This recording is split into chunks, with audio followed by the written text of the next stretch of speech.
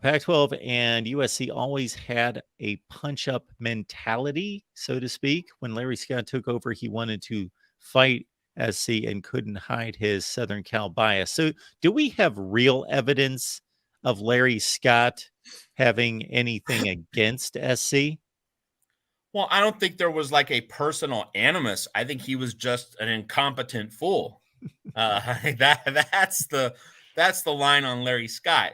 Because let's remember this: that Larry Scott wanted Texas, Oklahoma, Oklahoma State, and Texas Tech to form a Pac-16. It was the CEO group, the presidents and chancellors who shot that down. So, like, hey, like you won't get like I'm not a Larry Scott apologist, believe you me, but like just in terms of that moment at the very beginning of his tenure, he was thinking big, he was thinking aspirationally, and he didn't get support, from Pac-12 administrators. So like of all, you can blame Larry Scott for a ton of things. That's not one of them. And in terms of the USC element, he was just incompetent at his job. Like, having USC, like he made many mistakes that, really screwed USC. The one I'm always going to remember, like the one that comes to the forefront, is USC plays that draining overtime game at home against Texas, prime time, early in the season, and then has to play the Friday night in Pullman the next week, because that's something that no other cash cow program in any other power conference would have to go through. Imagine Alabama playing Oklahoma in a ABC, ESPN primetime showcase on a Saturday, and then have to go to Ole Miss the next Friday night. Like, that's the equivalent, okay? So it would never happen for Bama, Ohio State, Oklahoma, those other programs, but it happened under Larry Scott's watch in the Pac-12. And that's just being an idiot. That's just being incompetent, amateur hour, not really getting it with football. Let's remember, Larry Scott came from the Women's Tennis Association. So, like, he did not have a football background. He did not get football. Neither did Tom Hansen, his predecessor. See, that's the other thing. It's not as though the guy who preceded Scott, and Tom Hansen was Pac-10 commissioner 1983 through 2009.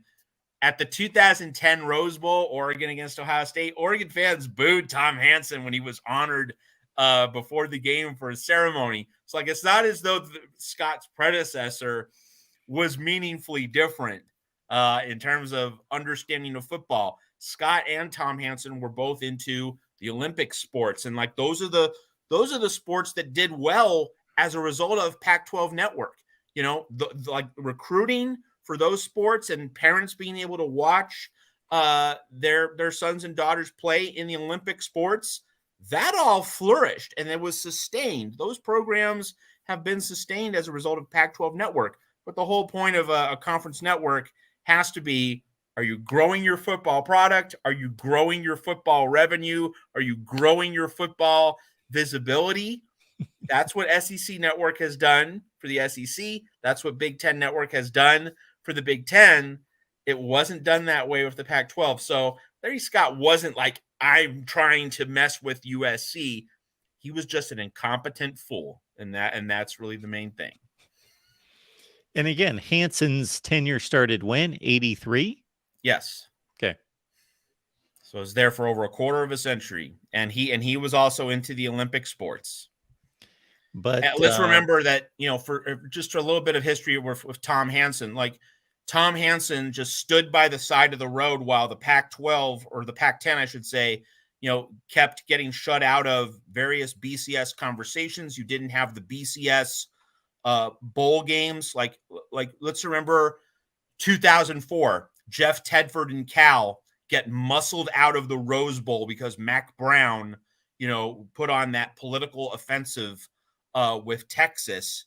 If you had a strong Pac-10 commissioner who cared about football and had some clout in the room, Cal gets to that 2005 Rose Bowl against Michigan, but instead it was Texas. Like, that was a real telltale sign about Tom Hansen's lack of clout, lack of influence in the room, and his lack of understanding about fighting for the Pac-10 in football. If you had a much stronger commissioner, you either at least either you would have gotten Cal into that Rose Bowl game, or Tom Hansen would have done something much earlier at the start of the BCS era in 1998.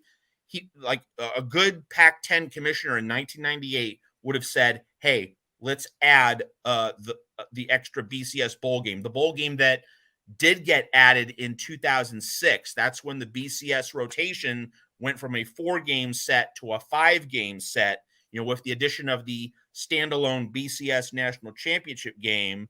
Like that is what, if that had existed in 2004, Cal goes to the Rose Bowl, because then you have another game created, another slot.